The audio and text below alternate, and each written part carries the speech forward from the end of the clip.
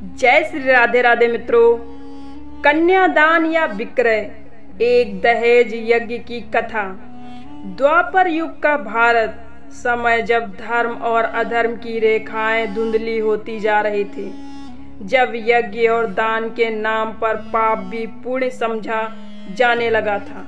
ऐसे ही समय में एक राजा था, केतुमाल, जहां एक ऐसी घटना घटी जिसने समूचे आर्यवत को झकझोर दिया।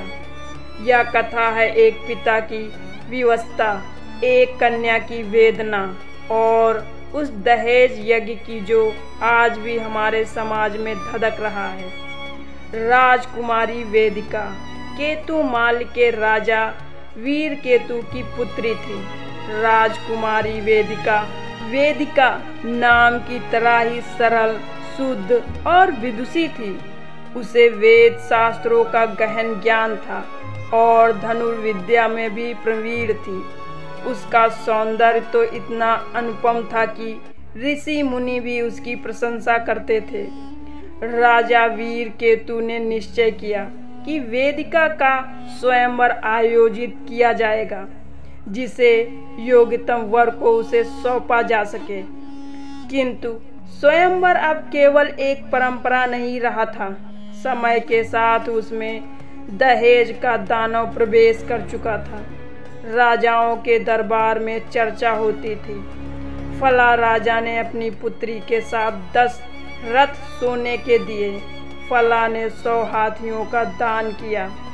सम्मान अब वर पक्ष को धन और वस्तुओं की भेंट देने में निहित हो गया था और इस आदर्श दबाव ने राजा वीर केतु को भी जकड़ लिया। दहेज यज्ञ की तैयारी, स्वयंवर की घोषणा हुई। सभी पड़ोसी राजाओं, सामंतों और सेनापतियों को आमंत्रण भेजे गए, परंतु इस बार एक सूची भी भेजी गई। राजकुमारी के योग्य वर को यह दहेज प्रदान किया जाएगा। 100 स्वर्ण मुद्राएं, 50 रथ, 20 हाथी, अष्टधातु के रत्न जड़े, आभूषण और साथ में वचन, जो वर सबसे अधिक सामर्थ्य और प्रभाव दिखाएगा उसे वीरता दी जाएगी। वेदिका यह सब देख रही थी। उसने अपने पिता से कहा, पिताश्री, क्या पुत्री अब एक वस्तु बन गई है जिसे धन से तौला जाएगा? वीर केतु ने आंसू भरे नेत्रों से कहा, बेटी, यही समय का सत्य है। यदि हमने दहेज ना दिया तो तुझे योग्य वर नहीं मिलेगा। लोग तेरा अपमान करेंगे। वेदिका चुप हो गई, पर भीतर कुछ टूट गया। स्वयंवर का दिन, स्वयंवर मंडप स्वर्ण से सजा था। वीर और महारथी राजकुमार पंक्तिबद्ध बैठे थे। वेदिका के हाथों में वरमाला थी, पर उसके चरण भारी हो गए थे। वरों ने अपने प्रभाव का प्रदर्शन किया। एक ने कहा, मेरे पास 3 राजधानियां हैं, सोने की खाने हैं। दूसरे ने कहा, मैंने 50 युद्ध जीते हैं, मेरी सेना अपार है। तीसरा बोला, मैं अयोध्या के राजवंश से हूँ, दहेज दूना चाहिए। वेदिका का हृदय सिसकने लगा। उससे कहीं भी प्रेम, सम्मान या ज्ञान का कोई उल्लेख न दिखा। सब कुछ सौदेबाजी बन चुका था। अंत में सबसे धनी राजा सुबल राज को वीरता दी गई, क्योंकि वह सबसे अधिक दहेज ले सकता था और उसकी सेना विशाल थी। वेदिका का विद्रोह, जब वेदिका वरमाला लेकर सुबल राज के सम्मुख पहुंची तो उसने उसे पहनाने से पहले सभा को संबोधित किया। वेदिका ने ऊंचे स्वर में कहा, क्या कन्यादान अब कन्या का विक्रय बन गया है? सभा में सन्नाटा छा गया। वेदिका आगे बोली, कन्यादान वह था जहां पिता अपनी पुत्री को एक योग्य, धर्मपरायण और सदाचारी पुरुष को सौंपता था, जहां प्रेम, आदर और समर्पण का आदान प्रदान होता था। परंतु आज मुझे सोने, हाथियों और रथों के बदले बेचा जा रहा है। सभा में कानाफूसी होने लगी। वेदिका ने वज्र की तरह शब्द फेंके। जिस विवाह में शर्त हो, लेन देन हो, वह केवल विक्रय है, वह विवाह नहीं, व्यापार है। राजा वीरकेतु की आंखें खुली। राजा वीरकेतु मंच पर आ गए। उनकी आंखों से अश्रुधारा बह निकली।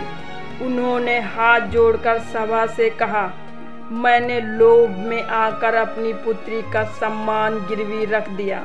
मैंने वही भूल की जो आज का हर पिता कर रहा है, पर अब नहीं, मैं अपनी बेटी का सौदा नहीं करूंगा। उन्होंने घोषणा की, यह स्वयंवर स्थगित किया जाता है।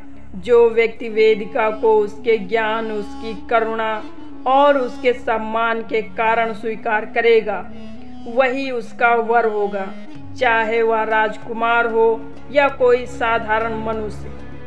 सच्चे प्रेम की विजय। सभा में सब मौन थे। राजसी अभिमान से भरे वीरों ने मुंह मोड़ लिया, पर तभी एक साधारण वेशधारी युवक मंच पर आया। वह था ऋषि कुमार अत्रेय, एक युवा तपस्वी। उसने सिर झुकाकर कहा, मैं राजकुमारी वेदिका को ना धन के लिए, ना राज्य के लिए, केवल उसके ज्ञान, उसके साहस और उसकी करुणा के लिए वर्ण करना चाहता हूँ। यदि वह स्वीकार करे तो मैं जीवन भर उसका सम्मान करूँगा। वेदिका की आंखों में आंसू छलक आए। उसने वरमाला अत्रेय के गले में डाल दी। सभा गूंज उठी। धर्म की जय हो।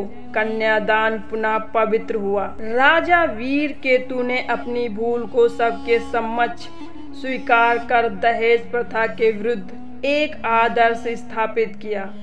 केतु माल राज्य में यह आदेश पारित हुआ कि भविष्य में किसी विवाह में दहेज की चर्चा नहीं होगी।